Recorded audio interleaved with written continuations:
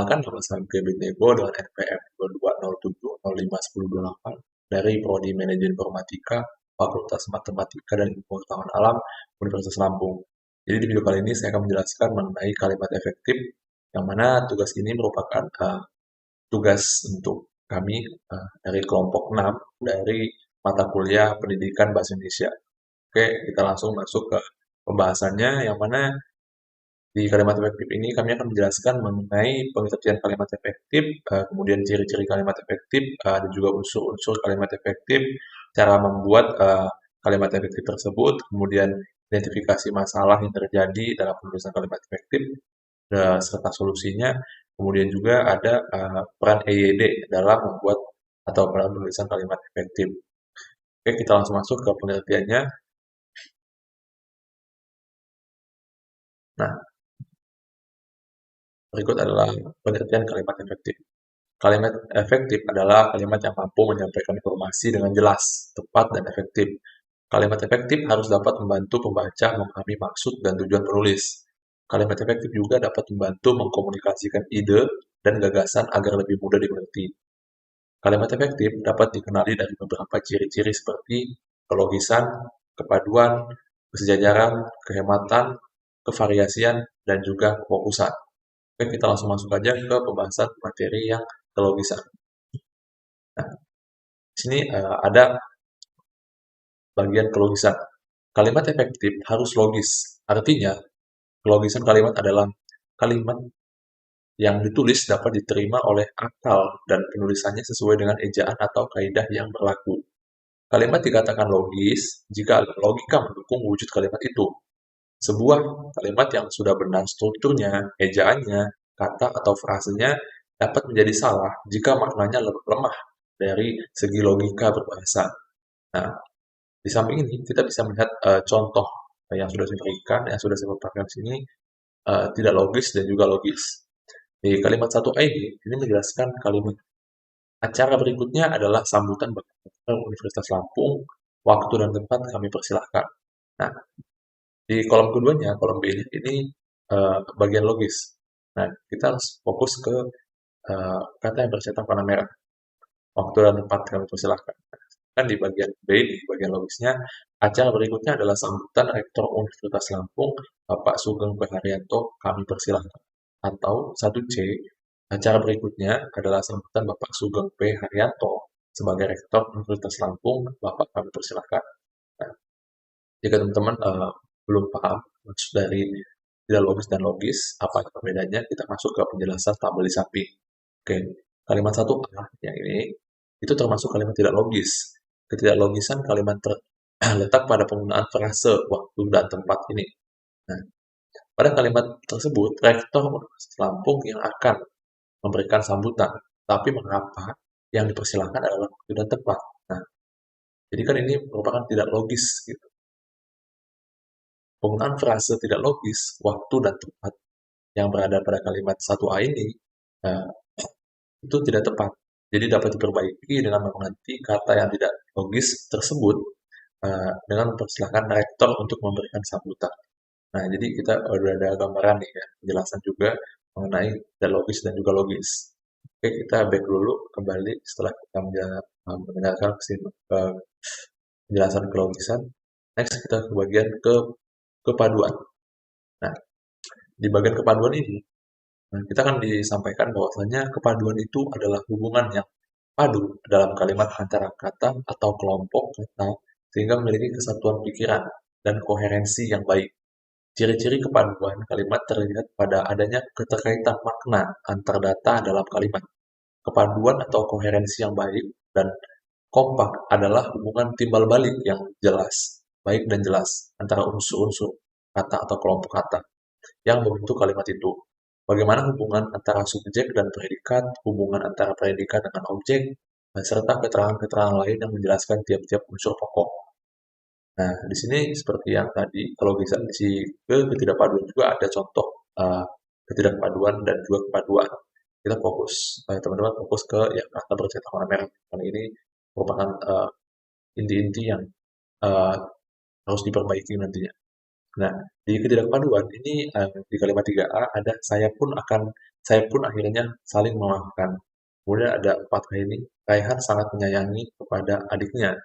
Nah, nextnya selanjutnya saya akan jelaskan pentingnya berpikir bagi manusia. Nah, ini tidak padu ya teman-teman ya. Jadi kepaduannya itu di sini kita bisa lihat dari saya menjadi kami, dari kata tunggal menjadi kata jamak. Karena kami pun akhirnya saling memaafkan. Kemudian ada Raihan sangat sayang adiknya. Nah, kalau untuk yang ini, yang selanjutnya ini ada dua eh, kata yang bisa menjadi padu. Contoh kata yang menjadi padunya.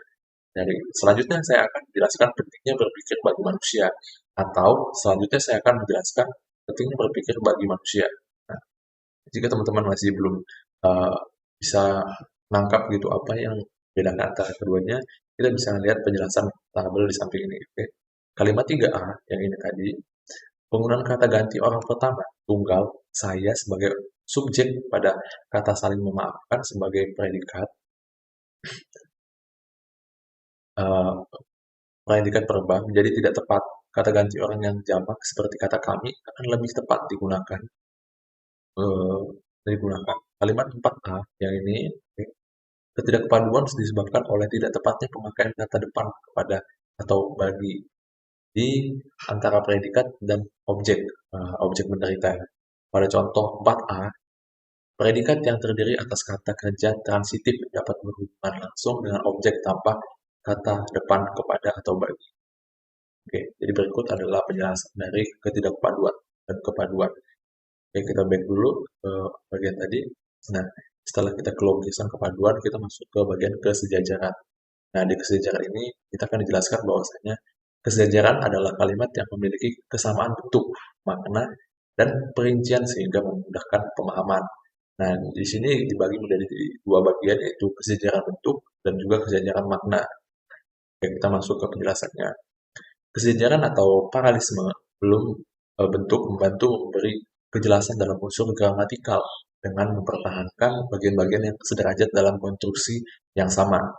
Jadi, jika kalimat pertama menggunakan kata kerja peribuan me, maka kalimat berikutnya harus menggunakan kata kerja peribuan me juga. Demikian seterusnya. Kesejajaran bentuk mengacu pada unsur-unsur kalimat. Kesejajaran unsur-unsur kalimat, kalimat itu akan memudahkan pemahaman mengungkapkan pemikiran. Nah, seperti sebelumnya juga, di sini kita sediakan contoh dalam bentuk tabel, ada ketidaksejajaran dan juga kesejajaran. Yang mana ini bagian bentuk ya. Nah, di sini kita fokus juga ke bagian kata-kata yang bercetakan merah. 5A. Lokasi rumah uh, lokasi rumah kontrakan telah dipilih, tapi orang tua belum menyetujuinya. Kemudian yang di sini ke bentuk kesejajaran bentuknya itu ada dua pilihan. Lokasi kontrakan telah dipilih, tetapi lokasi itu belum disetujui orang tua. Kemudian ada Fahmi telah memilih lokasi kontrakan, tetapi orang tua belum menyetujuinya. Nah, sebenarnya sini kita juga bisa melihat ya, bahwasanya ini ada perbedaan yang mana kesejajaran bentuk, ketidaksejajaran bentuk ada juga. Jadi kalau teman-teman masih belum paham, kita baca penjelasannya di sini. Nah, penjelasan. Kedua kalimat, kalimat pada kolom B yang ini memperhatikan kesejajaran makna, kesejajaran bentuk maksudnya, bentuk klausa. Keduanya merupakan klausa bentuk pasif dan aktif. Sementara itu, kalimat pada kolom A ini, ketidaksejajaran bentuk terlihat pada bentuk klausa pasif dan bentuk klausa aktif. Nah, agar kesejajaran klausa, agar terdapat kesejajaran, klausa kedua diubah menjadi klausa pasif. Nah, jika bentuk klausa pertama pasif, bentuk klausa berikutnya harus juga berubah pasif. Sebaliknya ya, kalau jika bentuk klausa pertamanya aktif, maka bentuk klausa selanjutnya harus juga aktif. Sorry, ketidaksejajaran makna. Ini ada contoh juga. Ini ada Sarifah memiliki setangkai bunga mawar. Kemudian ada Sarifah memetik, sorry ya tidak, setangkai bunga mawar. Nah, penjelasannya, makna kalimat nama tidak efektif dan tidak jelas karena pernyataan negatif tidak memperhatikan, digabungkan dengan pernyataan positif mempunyai kepentingan, sehingga kalimat tersebut dapat diperbaiki dengan mensejajarkan makna, yaitu pernyataan negatif digabungkan dengan pernyataan negatif, ataupun pernyataan positif digabungkan dengan pernyataan positif lainnya. Oke, kita back dulu ya. Nah, setelah kita ke sejajaran, kita masuk ke bagian kehematan. Ya. Nah, ini kehematan. Nah, di kehematan ini kita dapat penjelasan bahwa kehematan itu adalah pemakaian kata yang cermat dan menghindari penggunaan kata mubazir atau berlebihan. Nah, di sini dibagi menjadi tiga. Ada penghilangan subjek berulang, kemudian ada penghilangan bentuk ganda, dan juga penghematan penggunaan kata. Kita masuk ke yang pertama yaitu penghilangan subjek berulang. Nah, di sini ada contoh, kita bisa lihat dari contoh ini kita harus bisa memahami. Di sini saya bantu dengan mencetak warna merah pada poin-poinnya. Karena mahasiswa tidak mengikuti perkuliahan, mahasiswa tidak boleh mengikuti ujian semester. Nah, jelas dong, sini tidak hemat ya. Nah, yang hemat itu seperti apa? Kita lihat sampingnya, 7B.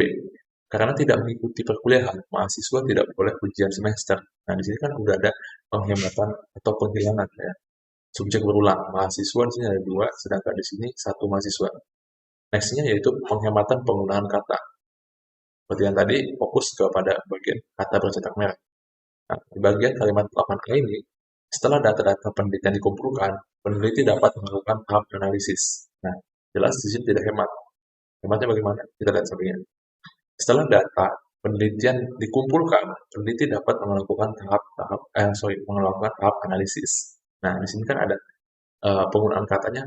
Di sini ada dua kata data dan sedangkan kita bisa hemat dengan penggunaan kata datanya satu aja, yang mana maknanya juga akan lebih spesifik, lebih mudah dimengerti, tidak ambigu. Kemudian tidak hematnya bentuk ganda ya. Tidak hemat 9A ini kita dapat contoh kalimat bantuan bahan makanan untuk korban gempa adalah merupakan wujud kepedulian masyarakat. Fokus kepada bagian yang kata bercetak warna merah adalah dan merupakan. Nah, ini udah jelas-jelas tidak hemat ya. Kalau teman-teman bisa menelaah bagaimana bentukannya. Nah, kalau dari kalimat ini kita bisa buat dua kalimat ya, dua contoh kalimat yang hemat, yang mana bentukannya itu diambil dari adalah dan juga dari merupakan. Kita lihat aja ke kalimat yang 9B. Bantuan bahan makanan untuk korban gempa adalah wujud kepedulian masyarakat. Oke. Kemudian ada bantuan bahan makanan untuk korban gempa merupakan wujud kepedulian masyarakat. Nah, dari kata ini kan lebih lebih rinci, maksudnya lebih spesifik, gitu ya, lebih mudah dimengerti. Adalah dan merupakan itu bisa dipisah gitu. Maksudnya tidak harus digabungkan. Jadi kalau digabungkan itu merupakan tidak hemat dalam bentuk ganda, ya kan? Adalah merupakan. Padahal kita bisa menggunakan adalah saja atau merupakan saja. Oke, kita kembali ke uh, materi sebelumnya. Nah, setelah kita dapat penjelasan mengenai penghematan, hematan maksudnya kita masuk ke variasian. Nah, di bagian variasian ini, nah, kita kan disuguhkan dengan variasi-variasi.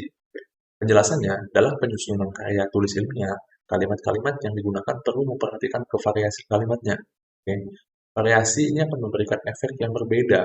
Kalimat yang bervariasi akan tampak jika kalimat yang satu dibandingkan dengan yang lainnya. Oke. Jadi butuh perbandingan.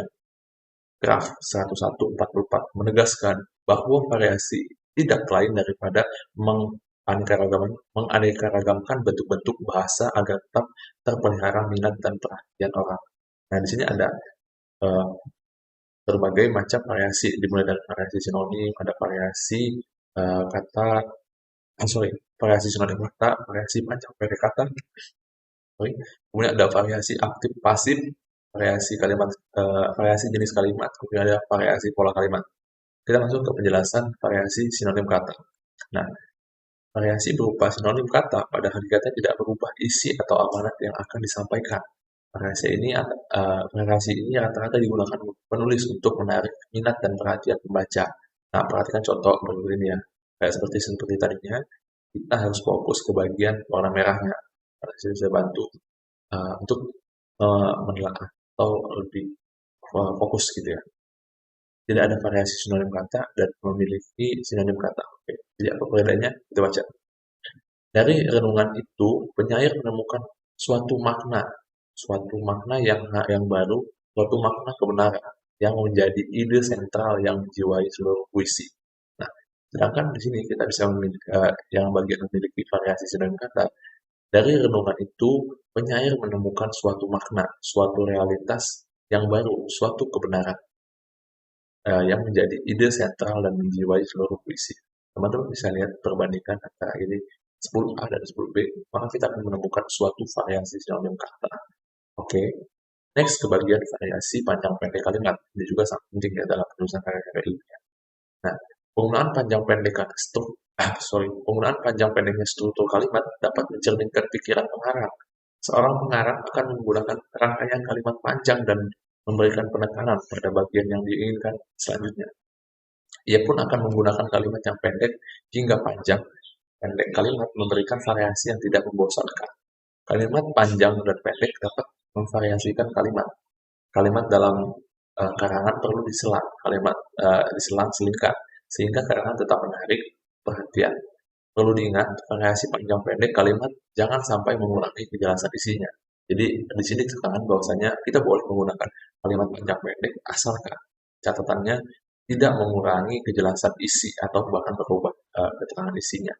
Nah, di sini teman-teman bisa baca ya. Saya sudah jelas tadi kan memberikan penjelasan bahwasanya ada contoh variasi panjang pendek kalimat dan penjelasannya. 11. Kalimat 11 ini ada bagian A. Karang mengarang selalu berurusan dengan bahasa. Kemudian ada kecakapan menggunakan bahasa merupakan bekal yang terutama. Kemudian di sekolah kita telah diberi modal pengetahuan bahasa, bahkan telah pula dilatih menggunakannya dalam mengarang. Nextnya sekalian itu modal yang sangat berharga. Kemudian ada modal itu tidak cukup hanya kita memiliki sebagai pengetahuan, tetapi harus diperkembangkan lebih lanjut dalam kehidupan bahasa yang sungguh-sungguhnya, yaitu malah masyarakat. Penjelasannya di sini kita bisa lihat apabila kita rinci jumlah kata yang terdapat tiap kalimat pada contoh 11 itu kalimat 11 ya. Tampak adanya variasi panjang pendek kalimat. Kalimat A misalnya mengandung 6 kata ini ya. Kemudian kalimat B-nya itu 7 kata, dan kalimat C-nya 15 kata, dan D itu 7 kemudian D itu 7 kalimat, 7 kata maksudnya. Kemudian di bagian E itu yang panjang, kita mendapatkan 23 kata. Nah, dari sini kita ambil kesimpulan bahwasanya kalimat A, B, dan D itu menggunakan kalimat pendek, sedangkan lainnya menggunakan kalimat yang panjang. Jadi, dapat dikatakan bahwa paragraf tersebut kalimat bervariasi, yaitu variasi kalimat panjang dan juga kalimat pendek. Nah, selanjutnya kita ada kalimat aktif dan pasif. Nah, ternyata kami tidak berada di negara yang rakyatnya memusuhi kami. Ini langsung pakai contoh aja ya. Para penumpang kereta api yang pulang balik Bangkok sering melempari kami dengan buah-buahan dan roti. Begitu makanan dilemparkan, kami berhamburan, saling berebutan. Tentu saja hal ini sering mengundang kemarahan para petugas. Kami pun semuanya diancam. Untuk sementara makanan yang dilemparkan itu tergeletak begitu saja di tanah. Melalui seorang pemuda Thai, penerjemah saya berusaha mengadakan kompromi dengan petugas Jepang. Akhirnya, sebagai tawanan nomor 1, saya diizinkan untuk mengambil makanan itu dan membagikannya kepada anak buah saya yang harus tetap bekerja. Di sini saya mengetahui bahwa petugas Jepang itu tidak bisa diajak damai. Dan dari sini kita bisa mengerti variasi aktif dan pasifnya. Sudah dijelaskan. Kemudian variasi jenis kalimat. Nah, variasi kalimat dapat juga dikatakan dilakukan dengan menggunakan variasi jenis kalimat.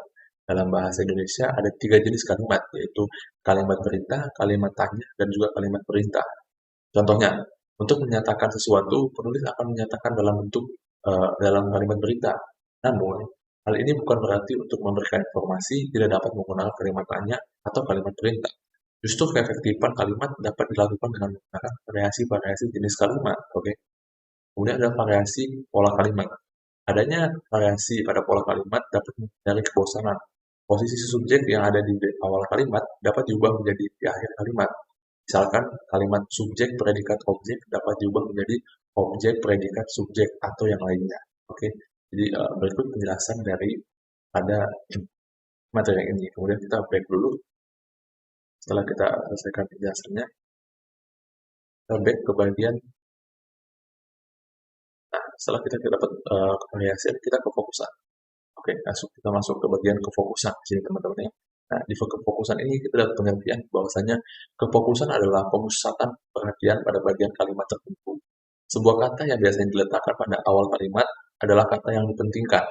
Kefokusan kalimat dapat dilakukan melalui 3 cara, ya, yaitu pengedepanan, pengulangan, dan pertentangan. Oke, kita masuk ke penjelasan pengedepanan dulu. Nah, pengedepanan kalimat dapat dilakukan dengan meletakkan bagian yang difokuskan atau ditonjolkan pada awal kalimat. Unsur yang ditonjolkan dapat berupa subjek, predikat, ataupun keterangan. Perhatikan contoh kalimat berikut. Oke, kita bisa lihat ini ya. Nah, di tabel yang ini, kanan ini, tidak ada pengedepanan dan juga ada pengedepanan. Nah, kolom A dan kolom B. Nah, di sini di 12A ini kita dapat contoh kalimat seharusnya Piala Sudirman tidak berpindah dari bumi pertiwi. Kemudian ada mereka menyerbu pertokoan itu secara beringas. Nah, di pengedepanan ini di bagian B ini kita dapat inti berwarna merah ini, jadi fokuskan ke situ. Piala Sudirman seharusnya tidak diperpindah dari bumi pertiwi ini. Jadi ada perbedaan teman-teman ya. Kemudian secara beringas mereka menyerbu protokol itu. Nah, di sini ada kefokusan ya. Ini kan fokusnya ke ada objek gitu yang difokuskan. Jadi kalau teman-teman belum paham, kita bisa masuk ke penjelasannya. Nah, di sini ada penjelasannya. Kalimat 12B di sini ya teman-teman ya. Yang ditonjolkan adalah unsur subjeknya, yaitu Piala Dunia, yaitu Piala Sudirman. Kalimat tersebut akan berbeda bila susunan diubah menjadi seperti berikutnya. Unsur yang dikedepankan tidak menonjol lagi. Demikian pula pada kalimat 12B. Unsur yang ditonjolkan adalah keterangan, yaitu secara beringas. Ya. Jadi bisa dilihat di sini tidak ditonjolkan, tidak bahwasanya bila dirubah ke bentuk semula, tetapi jika ada pengedepanan kita bisa fokus apa sih yang ditonjolkan, apa sih yang mau difokuskan.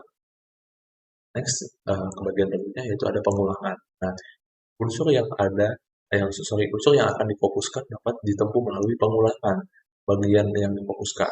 Kata atau frase yang diulang biasanya kata atau frase yang dianggap penting dalam sebuah kalimat.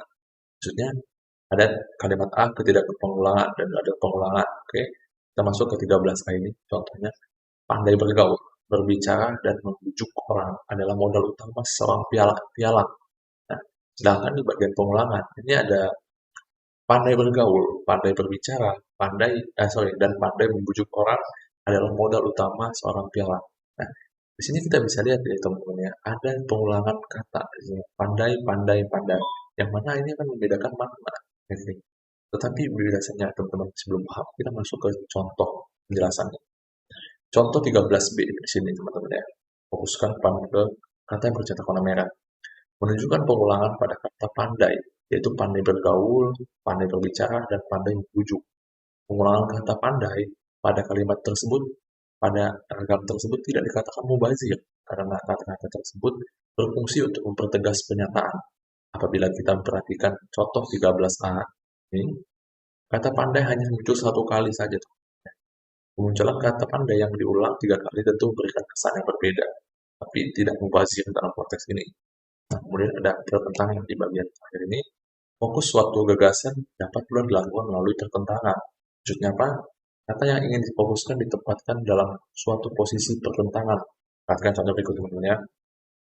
Nadia anaknya rajin dan jujur. Kemudian ada Nadia anak yang tidak malas dan curang, tetapi rajin dan jujur. Jelasannya, di sini kalimat 11B ini, gagasan yang diungkapkan diposisikan dalam pertentangan. Kata rajin dan jujur dipertentangkan dengan kata tidak malas dan curang. Contoh kalimat yang menggunakan pertentangan akan memberikan kesan yang berbeda dengan kalimat 14A yang ini yang tidak menggunakan pertentangan.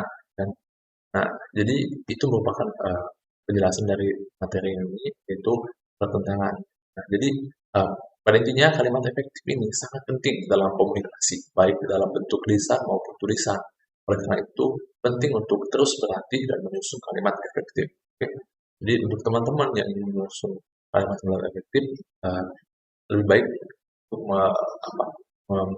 mempelajari apa sih ciri-ciri. Nah, fokus materi ini yaitu ke bagian ciri-ciri, yang mana dengan mengetahui ciri-ciri kita tuh sudah bisa mengidentifikasi atau menerka-nerka ini kalimat efektif atau bukan gitu kan, atau saat kita bisa menulis gitu kan, ingin menulis oh begini menulisnya kalimat efektif. Oke, materi selanjutnya yang ingin disampaikan oleh teman saya, kepada teman saya persilakan.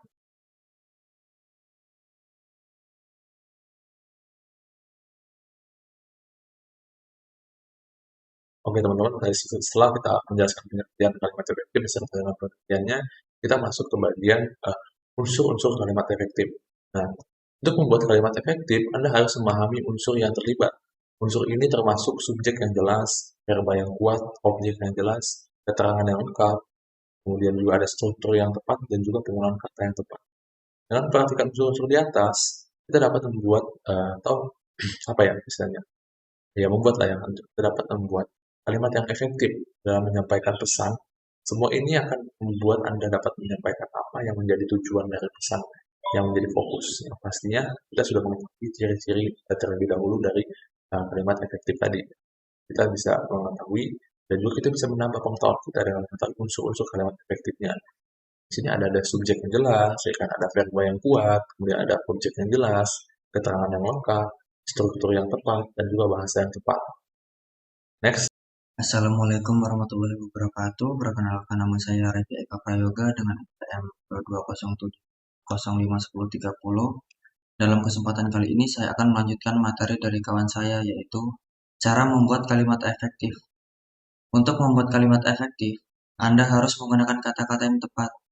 Anda juga harus memperhatikan struktur kalimat, hindari pengulangan kata, gunakan variasi panjang kalimat, gunakan tanda baca yang tepat, dan hindari penggunaan kata-kata yang ambigu.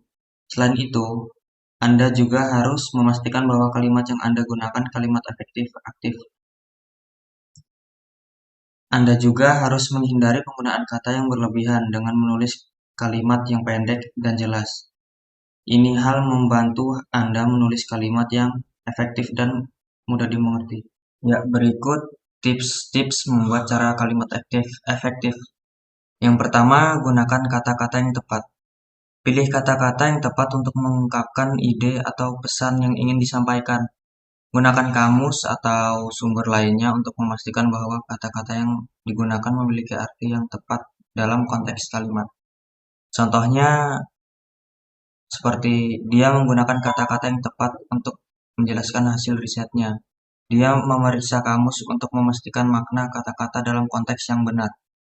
Untuk penjelasannya, dalam contoh ini penulis memilih kata-kata yang tepat untuk menjelaskan hasil risetnya. Dia juga memeriksa kamus untuk memastikan bahwa kata-kata yang digunakan memiliki arti yang tepat dalam konteks kalimat. Yang kedua, ada struktur kalimat yang tepat. Ya, struktur kalimat yang tepat yaitu kalimat yang efektif membutuhkan struktur yang jelas dan mudah dipahami. Sebuah kalimat harus memiliki subjek yang jelas, predikat yang tepat, dan objek yang diperlukan. Contohnya, siswa belajar di ruang kelas. Guru memberikan pelajaran tentang sejarah dan sains. Siswa membuat catatan tentang topik yang dibahas. Penjelasan dari contoh ini adalah kalimat dibangun dengan struktur yang jelas dan mudah dipahami. Setiap kalimat memiliki subjek yang jelas, predikat yang tepat, dan objek yang diperlukan. Yang ketiga, ada hindari perulangan kata. Jadi, hindari perulangan kata itu perulangan kata yang sama dapat membuat kalimat terlihat monoton dan membosankan. Cobalah untuk menggunakan sinonim atau frasa yang berbeda untuk menjelaskan konsep yang sama. Contohnya, pengarang menulis dengan indah. Dia menggunakan variasi kata-kata dan frasa untuk menjelaskan ide-ide yang rumit. Buku itu menarik dan tidak membosankan. Penjelasan dari contoh ini adalah pengarang menggunakan variasi kata-kata dan frasa untuk menjelaskan ide-idenya yang rumit. Menghindari perulangan kata yang sama yang dapat membuat pesan menjadi monoton dan membosankan. Ya, selanjutnya ada gunakan variasi panjang kalimat, yaitu kalimat yang efektif membutuhkan variasi dalam panjangnya. Kalimat yang terlalu pendek dapat terlihat kurang terorganisir, sementara kalimat yang terlalu panjang membuat sulit dipahami. Contohnya, pemilihan warna yang tepat dan pengurangan font yang konsisten dapat membantu membuat presentasi lebih menarik dan mudah dipahami. Namun penting juga untuk tidak membuat kalimat terlalu panjang atau terlalu pendek. Penjelasan dari contoh ini adalah penulisan menyadari bahwa kalimat yang terlalu pendek atau terlalu panjang dapat membuat pesan menjadi kurang terorganisir atau sulit dipahami. Dan oleh karena itu menggunakan variasi panjang kalimat yang tepat. Selanjutnya ada tanda baca yang tepat, yaitu tanda baca dapat membantu mengorganisir kalimat dan menjadikannya lebih tepat dipahami. Gunakan tanda baca seperti koma, titik, dan tanda tanya dengan tepat untuk menjelaskan bangunan antara konsep dan gagasan dari kalimat. Contohnya, apakah kamu sudah makan di restoran Jepang? Tanya teman saya. Ya, saya suka sushi dan ramen, jawab saya.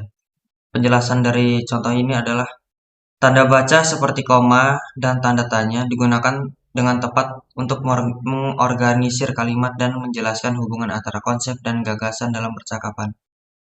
Selanjutnya ada hindari kata yang ambigu. Hindari kata yang ambigu. Hindari penggunaan kata-kata yang ambigu seperti mereka, itu, atau hal. Kata-kata ini tidak memberikan informasi yang cukup tentang subjek atau objek dengan kalimat dan dapat membuat pesan menjadi tidak jelas. Contoh, mereka pergi ke sana menjadi tidak jelas karena tidak dijelaskan siapa yang dimaksud dengan mereka. Sebaliknya, mahasiswa yang pergi ke perpustakaan lebih jelas dan spesifik. Dalam contoh ini, penulisan menyadari bahwa penggunaan kata-kata yang ambigu seperti mereka dapat membuat pesan menjadi tidak jelas dan menggantinya dengan kata-kata yang lebih spesifik. Ya, mungkin sekian dari saya tips-tips membuat kalimat efektif. Nah, kemudian identifikasi masalah dalam penulisan kalimat serta dengan solusinya. Nah, jadi teman-teman yang sudah menulis itu pasti biasanya dihadapkan dengan masalah-masalah.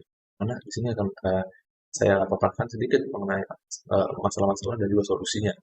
Dalam suatu masalah yang sering dihadapi dalam menulis kalimat efektif adalah menggunakan bahasa yang salah. Ini dapat disebabkan kalimat menjadi sulit dimengerti dan menyebabkan pembaca bingung. Untuk mengatasi masalah ini, Anda harus memastikan bahwa Anda menggunakan bahasa yang tepat dan ejaan yang benar. Solusinya itu, teman-teman. Perhatikan itu. Anda menggunakan bahasa yang tepat dan juga ejaan yang benar. Dari mana kita bisa mengetahui ini? EYD. Karena fokus dari bahasa Indonesia adalah EYD. Kesalahan lain yang sering terjadi adalah penggunaan kata yang berlebihan. Jadi jangan berlebihan, jangan boros ya. Tetap perhatikan ketidakmubasiran. Ini akan menyebabkan kalimat menjadi sulit dimengerti dan menyebabkan pembaca bingung. Untuk mengatasi masalah ini, kita harus menggunakan kata yang tepat dan juga menghindari penggunaan kata yang berlebihan. Ini ada strukturnya. Jadi, ada kalimat yang terlalu panjang dan rumit ya. Berarti kita harus perhatikan kapan kita harus pakai panjang, kapan kita harus pakai pendek. Kemudian ada penggunaan kata yang ambigu dan tidak tepat. Jadi harus diperhatikan juga kelogisannya atau kemasuk akalannya gitu. Ini kalimat kok nggak masuk akal, bagaimana? Pasti bisa jadi kalimat efektif. Dan ada subjek-objek yang tidak sesuai, ya kan? Kayak tadi kan, tidak ada kesesuaian subjek dan objek, yang mana ada yang jamak, padahal kita butuh yang tunggal, kemudian ada yang tunggal, tapi kita butuh yang jamak, jadi harus disesuaikan. Kemudian ada pengulangan kata-kata atau frasa, ya, menyebabkan kata itu jadi kacau, tidak terstruktur. Oke, nextnya itu peran IGD dalam penulisan kalimat efektif. Jadi seperti yang sudah saya singgung sebelumnya, bahwasanya fokus atau inti dari kalimat Indonesia, dari kalimat dalam berbahasa Indonesia itu adalah EYD, ejaan yang disempurnakan. Merupakan standar baku yang digunakan untuk menulis bahasa Indonesia. EYD menyediakan aturan yang jelas tentang bagaimana cara menulis bahasa Indonesia yang benar, kemudian itu dengan tepat. Ini akan membantu Anda menulis kalimat yang efektif dan mudah dimengerti. Selain itu, EYD juga dapat membantu Anda memahami kaidah bahasa yang berlaku dan menggunakan bahasa yang tepat. Ini akan membantu Anda menulis kalimat yang jelas, efektif. Dengan menggunakan EYD, Anda dapat dengan mudah menulis kalimat yang efektif. Jadi teman-teman, seperti yang sudah materi sebelumnya, oleh kelompok lain, itu kan ada kelompok 1 dan 2, yang mana itu membahas kalimat maksudnya membahas EYD. Nah teman-teman, setelah kita belajar sebelumnya itu, nah itu menjadi patokan kita juga, bahwasanya setelah kita mempelajari EYD pada pertemuan 1 dan 2 itu, pada kelompok 1 dan 2, kita akan mudah dalam merangkai kalimat efektif, karena sudah terbantu Tapi kalimat yang efektif itu tidak cukup hanya mengetahui peranan EYD saja tidak cukup. Tadi ciri-ciri kalimat efektif agar kita bisa membedakan mana kalimat efektif, mana yang tidak efektif, dan lainnya. Tapi ya, terlepas dari itu, peran EYD sangat besar dalam pembuatan kalimat efektif. Ya, selanjutnya saya akan menjelaskan tentang kesimpulan dari materi kalimat efektif. Untuk menulis kalimat efektif, Anda harus memahami unsur-unsur yang terlibat, termasuk penggunaan bahasa yang tepat, ejaan yang benar, sintaksis yang tepat, dan penggunaan kata yang tepat. Anda juga harus memahami struktur kalimat, menggunakan kalimat majemuk, dan cara menulis kalimat yang jelas dan efektif.